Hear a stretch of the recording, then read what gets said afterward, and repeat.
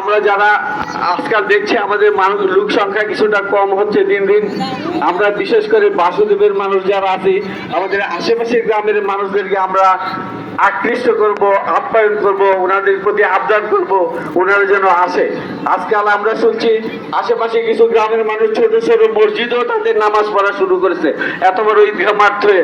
সুতরাং আমরা আশা করি আমরা সবাই মিলে আশেপাশের মুরব্বিয়াদেরকে নিয়ে ওই সমস্ত লোকদের সাথে আমরা যোগাযোগ করব এবং ওনাদেরকে উদ্বুদ্ধ করব আমাদের মসজিদে, আমাদের মাঠে আসার জন্য। আমি আর সবাই নষ্ট করছি না, আমি চাচ্ছি আমাদের হুজুর মূল্যবান বক্তব্য রাখবেন।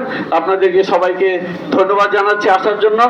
আশা করি ভবিষ্যতে আমাদের আবার আপনাদের দেখা সাক্ষাৎ হবে। আসসালামু আলাইকুম।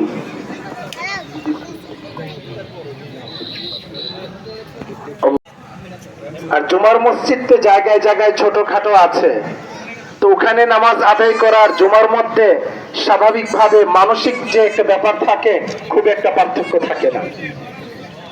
যাই হোক, আল্লাহ পাক আমাদেরকে মাঠে জমায়েত হওয়ার তৌফিক দিয়েছেন, এই জন্য আবারও বলি আলহামদুলিল্লাহ। এবং নামাজের পরবর্তীতে একটু দোয়া হবে। দেখেন, এই ঈদগাহে কিন্তু আজকে আমি আছি, এখানে কিন্তু আরো অনেকে ছিলেন। আজকে আপনি আছেন, আপনার এখানে আরো অন্যরা ছিল, মুরব্বীরা, তারা কিন্তু নেই। এরা আমাদের কাছে দোয়ার হকদার, দোয়া পাওনা। ওনাদের জন্য আমরা দোয়া করি। ووفقنا ورغبنا أن نتضحى إلى الله سبحانه وتعالى، وأشهد أن لا إله إلا الله وحده لا شريك له، وأشهد أن محمدا عبده ورسوله الذي كان يتضحى. ساميول ساميول بجوا ولده إسماعيل عليه الصلاة والسلام، فقال أراد وعزم ولده أن يذبحك، فضحك إسماعيل عليه الصلاة والسلام: ماذا يفعل هذا؟ هو أبونا. فقال إبليس: أمر الله تبارك وتعالى أباك ليذبحك.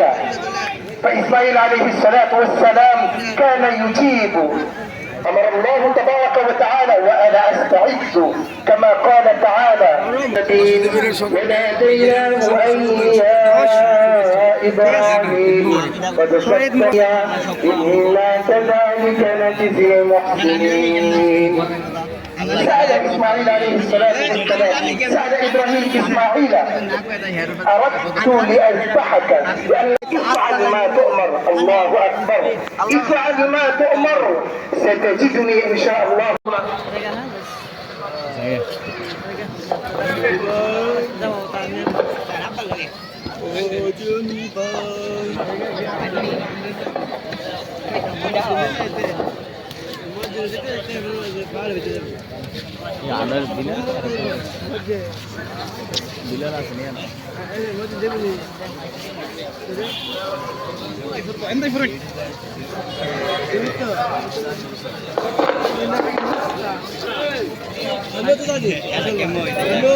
আমরা সকলে রুমালগুলি সামনে নিয়ে আসবো, রুমালগুলি আমরা সকলে।